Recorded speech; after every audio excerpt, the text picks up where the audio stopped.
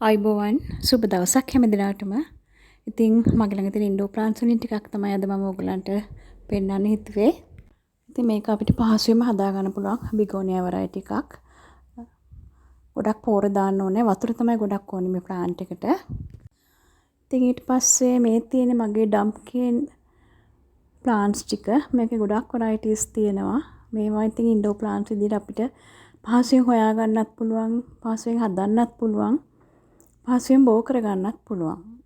ඒ වගේම ඉතින් මල් හදන්න කැමති, ගස් හදන්න කැමති, ටිකක් අවවේගී ජීවිත ගත කරන අයට බොහොම පහසු ක්‍රමයක් තමයි නිවස් අලංකාර කරගන්න මේ ඩම්ප්කින් කියන්නේ. මේවා ඉතින් පහසුවෙන් බෝ වෙන නිසා මේ වගේ වැහි කාලවල පැල කීපයක්ම හදලා තියාගත්තාම අපිට බොහොම පහසුවෙන්ම නිවස අලංකාර කරගන්න යොදා ගන්න පුළුවන්. ඉතින් මේ ප්ලාන්ට් එක බලන්න මේ අපි කාලු හබරල කියලා කියන්නේ මේක විශාල පත්‍ර හැදෙනවා හරිම ලස්සනයි. අපිට මේ වගේ වෙරැන්ඩා එකක් වුණත් අලංකාර කරගන්න පුළුවන්. ඉතින් මේ වගේ ගොඩක් වෙරයිටිස් තියෙනවා. පොඩි පොඩි වෙනස්කම් තමයි ඒවා තියෙන්නේ. හැබැයි හරිම අලංකාර පත්‍ර තියෙන විවිධ වර්ණවල ඒවා තියෙනවා. මේකත් ඩම්ප්කින් විශේෂයක්. ඊට පස්සේ ඒ ටිකට ඉස්සරහින් මම මේ වගේ තියලා තියෙනවා ඉන්ඩෝ ප්ලාන්ට්ස් වර්ග කීපයක්ම. මෙතන නම් තියෙන මේ කුරු වර්ගයේ සෙන්සිවේරියා ශාක ටිකක්. ඒත් එක්කම මේ තියෙන මගේ ළඟ තියෙන ලස්සන ෆිලෝඩෙන්ඩ්‍රෝන් ශාක ටිකක්. මේ ප්ලාන්ට් එකත් ලස්සනට ලොකුවට හැදෙනවා. මේක තව පත්‍ර ලොකු වෙනවා. හරිම ලස්සනයි. ඉතින් මේ ෆිලෝඩෙන්ඩ්‍රෝන් කියන්නේ හරිම ලස්සන ශාක විශේෂයක්. ඊගාට මෙතන තියෙන මේ ඇග්ලොනිමා ශාකයක්. මේකත් දැන් ටිකක් ලොකුයි. පොට් එකත් මදි. මේක අලුත් පැල කීපයකුත් දාලා තියෙනවා. ඉතින් මේ ලොකු ප්ලාන්ට් එක කපලා මෙතන කඳ කපලා හිටවුවම අපිට මේක බෝ කරගන්නත් පුළුවන්. මේක දැන් පැල 3ක් දැනටමත් ගන්න පුළුවන් මේකෙන්. ලොකු පොට් එකක හිටවුවාම ලස්සන පෙනුමක් එනවා මේ ටිකට. ඇග්ලොනිමත් මේ වගේ විචිත්‍රව හැදෙනවා. හැබැයි මේක තද අවුවේ තියන්න බෑ. තද අවුවේ තියන්න නැතුව සෙවන සහිත තැන් වල තිබ්බම මේ වගේ ලස්සනට විචිත්‍ර පත්‍ර ඇතිව හැදෙනවා. මේ තියෙන්නේ මගේ ළඟ තියෙන පින්ක් සිංගෝනියම් ප්ලාන්ට් එකක්. ඒවත් නිවස අලංකාර කරගන්න ගොඩ දෙනෙක් යොදා ගන්නවා. ඊළඟට මෙන්න මේ කෝණේ මගේ ලොකු විශාල පත්‍ර සහිත ශාකයක් තිබ්බා. මේ වගේ ශාක කීපයක්ම තියෙනවා. මේව හදන්න පහසුයි.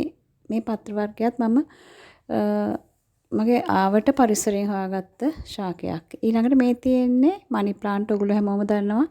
ඉතින් මේ මනි ප්ලාන්ට් එක වැලක් විතර දිගට හැදිලා තියෙනවා. ඉතින් මෙතන මේ තියෙන ජනේලයක් තියෙන්නේ. එතන ඒක දිගේම උඩටම මේ වැලේ අවලා තියෙනවා. මේකෙන් ඉතින් අපිට මේක තව ටිකක් දිගට හැදුරට පස්සේ අපිට ඕන විදිහට බිත්තිය සරස ගන්න පුළුවන්. මේකත් බොහොම පහසුවෙන් හදන්න පුළුවන් ඉන්ඩෝ ප්ලාන්ට් එකක්. මේ තියෙන මේ විදිහට තමයි මම ඒකේ දාලා තියෙන්නේ.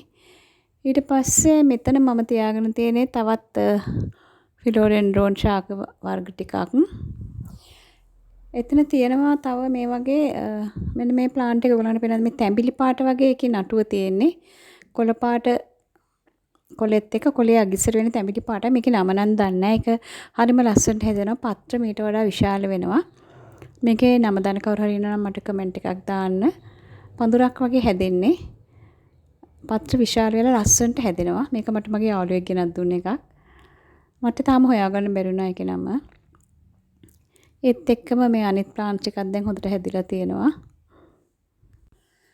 මෙන්න මේ ප්ලාන්ට් එකේ ඇලෝකේසියා වෙරයිටි එකක්. මේකේ පත්‍ර මේ පත්‍ර ටික ටිකක් පරණයි. අලුතෙන් පත්‍ර හැදෙනකොට හරිම ලස්සන කොළ පාටක් තියෙනවා. බැබලෙන දිලිසෙන කොළ පාටක් තියෙනවා. මෙන්න මගේ අලුත් පත්‍ර හරිම ලස්සනයි.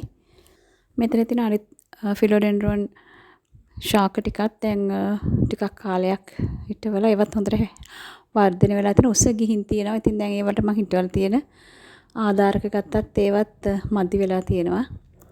ඉතින් මේවා ආයෙ රිපෝට් කරන්න ඕනේ. එහෙම නැත්නම් ඉතින් මේ වගේ මුල් දාලා හැදිලා තියෙන තැන් වලින් කපලා අරන් අලුතෙන් පැල හදා ගන්නත් පුළුවන්. නමුත් ඉතින් ශාකයක් ලොකුවට ලස්සනට හැදිලා දෙනකොට ආසයි. ඒක නිසා එහෙම මම මේ ටික තියලා තිබ්බා. ඊට පස්සේ මෙන්න මේක ගැනත් මම කියන්න ඕනේ. මෙන්න මේ ප්ලාන්ට් එක මේකත් ෆිලෝඩෙන්ඩ්‍රෝන් වෙරයිටි එකක්. හරිම ලස්සනයි පත්‍ර. මේකත් මම මගේ යාළුවගේ ගෙදරක මිදුලක තිබිලා තමයි කැලේට වගේ තිබිලා හොයාගත්තේ. මම එතකොට දන්නේ නැහැ ඒක ෆිලෝඩෙන්ඩ්‍රන් වෙරයිටි එකක් කියලා. හැබැයි ඒකේ තිබ්බ ලස්සන නිසා මම මේක අරගත්තේ. මේකත් වැලක් වගේ යන්නේ. පත්‍ර නටුවත් හරිම ලස්සනයි. පත්‍ර පොඩි කාලේ මේ විදිහට තියෙන. නමුත් ඒක මෝරනකොට මේ වගේ ලස්සනට හැදෙනවා. ඉතින් මේ වගේ ශාක විශේෂයෙන් පොහොර දාලා දිලීරනාශක දාලා එහෙම මහන්සියලා හදන්න ඕනේ නෙවෙයි. මේ වගේ පළ කීපයක් හදාගත්තාම අපේ ගෙමිදිරට උනත් නිවසට උනත් පුදුම අලංකාරයක් ඇති වෙන්නේ.